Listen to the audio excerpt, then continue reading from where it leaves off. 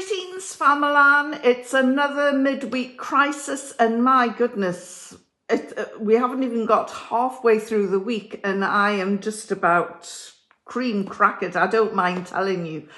Today, I had my ass delivered on a plate by the unsinkable Julia Hartley Brewer when she and I went to a talking tango over Gaza and the shenanigans that are happening there.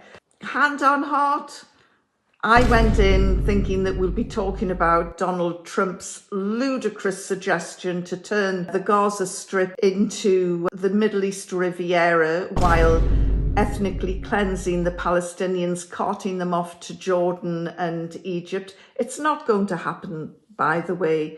You know, Donald Trump knows the price of everything, but the value of nothing.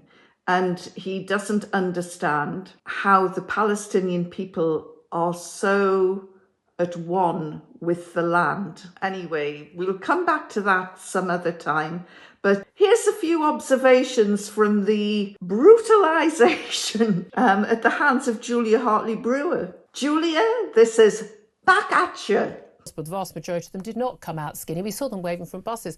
They did not like that. So one of the pictures that's doing the rounds of someone who supposedly looks as skeletal as the posters who released on Saturday is actually a cancer patient. He's been receiving care in an Israeli hospital. That's the reason why he's skinny. It's not because he's been starved in a tunnel as a hostage. You also say these are political prisoners. Actually, the vast majority of these people have been convicted of serious crimes. So Julia talked about the care a cancer patient had received in hospital while he was serving a prison sentence. And she said this was seized upon by the anti-Israel media, saying, you know, look at the state of this guy. And she said he was like that because he was a cancer patient. And she seemed quite moved that Israel had taken care of him when he was in prison. But, you know, what about, there are over 20 cancer patients in prison in Israel at the moment who are Palestinians, and their life has been made a misery.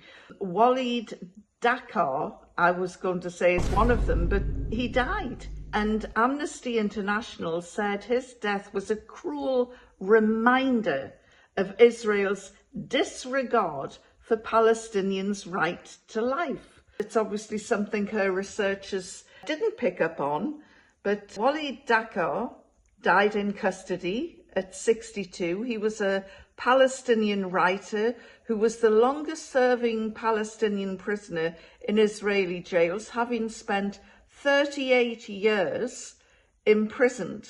And Erica Guevara Rosas, Amnesty International Senior Director for Research, Advocacy, Policy and Campaigns, said, "It is heart-wrenching that Walid Dakar has died in Israeli custody despite the many calls for his urgent release on humanitarian grounds following his 2022 diagnosis with bone marrow cancer and the fact that he had already completed his original sentence." Now, according to her, Israel still hasn't returned his body to his family. So, you know, they've been denied giving him a peaceful and dignified burial and to mourn his death without intimidation. This is just a reminder that Israel's systematic medical neglect and disregard for Palestinian prisoners' rights is ongoing now, Julia. And perhaps you would know about the fate of Dr.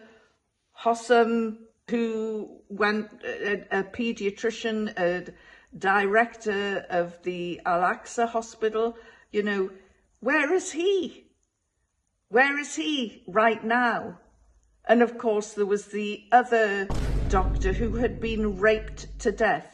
He couldn't walk when he was taken to Offa prison, and he died within hours with the most horrific internal injuries. A doctor. And Julia was saying that there are no videos of Hamas fighters being blown up because Hamas won't allow them to be shown. It's not that. The Israeli soldiers have got cameras all over the place. Check out TikTok, Julia, and see what they get up to. They're sniffing knickers and going through the underwear of dead women. So they're not taking photographs or videos of Hamas fighters. They're going through the underwear drawers of dead Palestinian women and looting and pillaging and doing other vile things. Check that out, Julia. 2 or 3 drawers stuffed with the most exotic laundry that you can imagine. Just pile loads of it. Every single house. Stuffed to the brim, look at that. Unbelievable. You know what? I don't even want to imagine what this stuff is, man. Oh, let me smell. These naughty Gazans. So the aid agencies are lying. Aid into Gaza doesn't just mean food. The UN has done a brilliant job so far, rolling out more than 1 million meals to the starving people of Gaza, and the aid is getting in. But aid also means fuel, and according to the United Nations, Julia, aid is not getting in terms of fuel.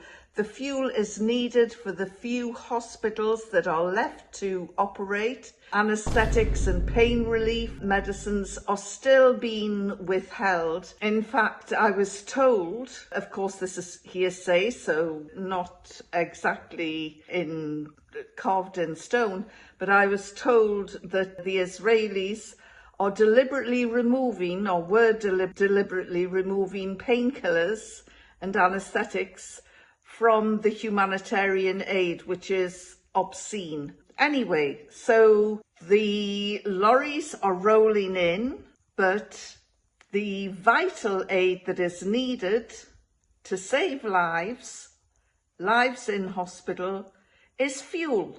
And fuel, according to the United Nations, as of February the 11th at 9:25 p.m, was not getting in.